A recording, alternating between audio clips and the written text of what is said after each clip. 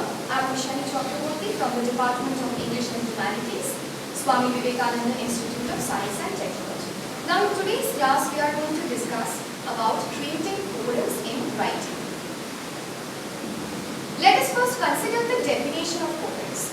Coherence refers to the overall understandability of the writing. If you look at the definition, it says coherence in writing, especially in the case of essay writing, refers to the overall understandability of the idea written. It is based on logical structure or the logical flow of ideas rather than language. It ensures that the reader can easily understand and follow the writer's message. Now in simple words, what is coherence? Coherence is the overall understandability of what you have written. It is based not only on language but also on the logical sequencing of sentences. For example, whatever you have written in an essay or in a paragraph, it must follow the structure, it must follow a very logical structure, and it must also contain clarity. Coherence is also one of the 7 C's of communication. Let us consider the features of coherence. The first and the most important feature of coherence is logical consistency. It is arranging ideas in a clear and structured way. For example, ideas can be organized in their causative structure or in their chronological structure, or you can divide the passages into several, like the essay, into several paragraphs and in separate points. Now, conceptual consistency. It is of utmost importance. Maintaining a consistent line of thought, like whatever you are writing, it should coincide with the previous thought. Whatever the theme of the writing is. For example, if you are writing something about pollution, throughout the essay or throughout the writing, you must follow this concept of pollution. You should not deviate from it. It means that all the points and ideas and evidence presented in the work align, support with the central idea of the central theme. Coming to the linguistic coherence.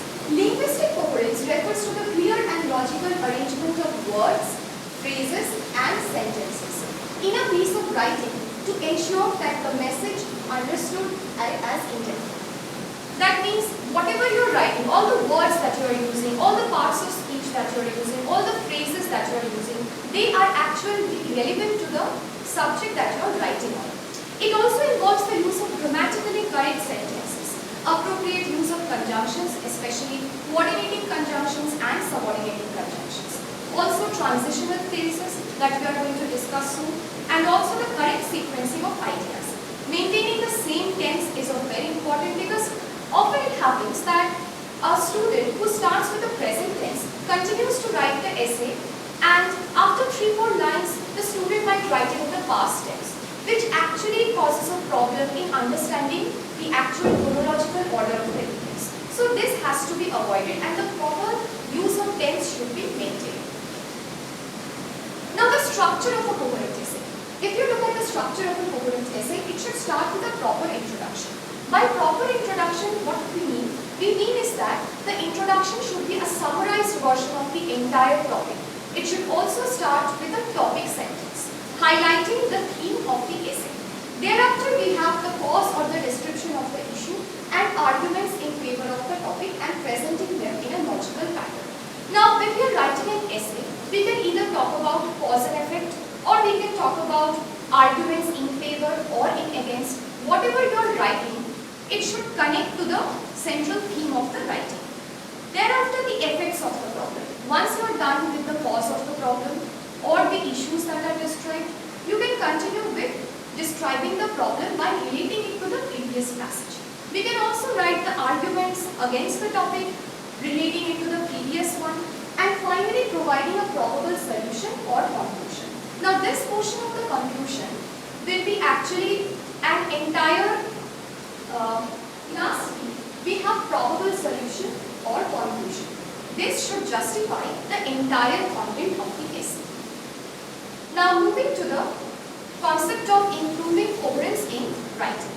First of all, use clear language. By clear language we mean language that is simple to understand without any vague words or like overly ornamented. Next up we have structuring the sentences clearly. whatever we write, it should follow the logical pattern. That means whatever happens first should come first. Thereafter, it might follow the order of the sequence. Demonstrating cause and effect. The cause must come first and then the effect. Finally, we have the logical reasoning. Whatever you are writing, if you are trying to explain a very complex idea, it should follow the logical reasoning. It can be inductive logic, it can be deductive logic. Staying on the topic. Now, students have the tendency of deviating actually from the topic. Suppose you are writing something on global warming. You should not directly jump into globalization. Deviation might cause the misunderstanding of the actual topic.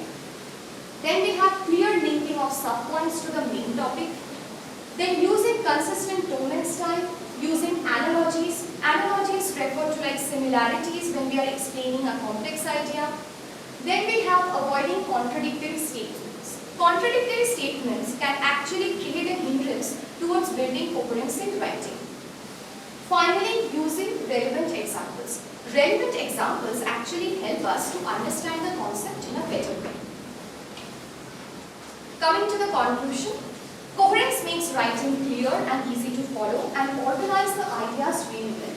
Using transitions and keeping ideas consistent, writers can make their work more engaging. Practicing these techniques will not only improve academic writing, it will also improve your professional writing. That's all for today. See you in the next video.